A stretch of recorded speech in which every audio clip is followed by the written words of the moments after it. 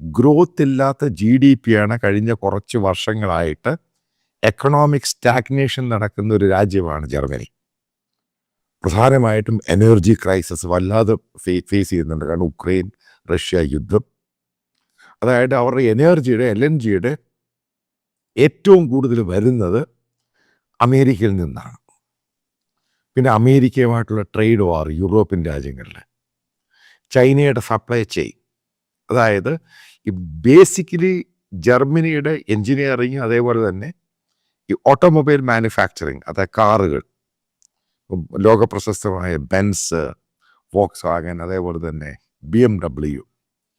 ഇപ്പം ഇതിൻ്റെ American tariff വന്നു കഴിയുമ്പോൾ ഇതിൻ്റെ വില കൂടുമെന്നുള്ള പേടിയാണ് മറ്റുള്ള രാജ്യങ്ങളിലോട്ട്. കാരണം അമേരിക്കയിലോട്ട് ഇമ്പോർട്ട് ചെയ്യുവാണെങ്കിലും ഈ സാധനങ്ങൾ വരുന്നത്, അതിൻ്റെ ഏറ്റവും കൂടുതൽ മാനുഫാക്ചർ ചെയ്ത് വരുന്നത് ചൈനയിൽ നിന്നാണ്.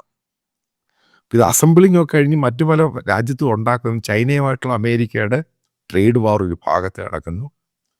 കാരണം ജർമ്മനി എന്ന് പറയുന്ന രാജ്യത്തിൻ്റെ നേരത്തെ ഒരു സമയത്ത് ഒരു മാനുഫാക്ചറിങ് ഹബ്ബായിരുന്നു ലോകത്തിൻ്റെ തന്നെ.